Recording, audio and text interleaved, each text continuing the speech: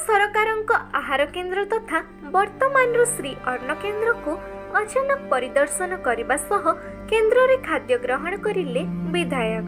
नवरंगपुर विधायक गौरीशंकर माझी आज हठात नवरंगपुर मुख्य चिकित्सालय निकटरे थिबा आहार केन्द्र व श्री अन्न केन्द्र को हठात परिदर्शन करिसेंती एवं सेठारे पारिपार्श्विक स्थिति खाद्य गुणवत्ता और मान जांच करने सह रोषेईशालार परिष्कार परिच्छन्नता बुली देखिथिले।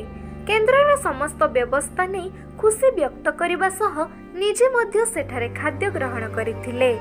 एहा परे श्री अन्न केन्द्रर पार्श्वरे थिबा जिला मुख्य चिकित्सालय परिदर्शन रे जाई सेठारे नूतन भावे कार्यक्षम होइथिबा सीटी स्कैन केन्द्र को जाई सेठारे कार्यरत टेक्नीशियन मानक सहित आलोचना करथिले।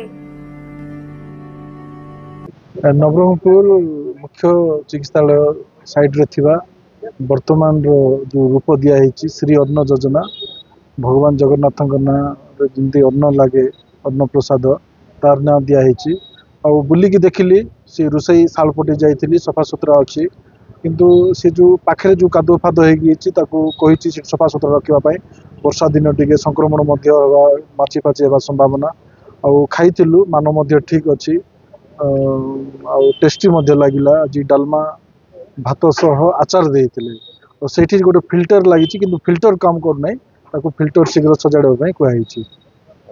हाँ आम अनेक दिन आम विरोधी दल थिला बेले आसिक पार्टी तुंड करी जो मेसीन जाक अच्छी से टेक्नीशियन पार्टी करूँ सरकार आसला मो विधायक जितला प्रथम समय से रिव्यू करने सुजोग मिलता और रिव्यू दिन जानवा पाई जो डॉक्टर अभाव सीटी स्कैन टेक्नीशियन ना तार से दिन योजना कराई टेक्नीशियन आसिले सीटी स्कैन चली देखिकी आम बुलिकी आसलु। एही भिडियोटी आपण मानकु भल लागथिले लाइक शेयर कमेंट सब्सक्राइब करंतु।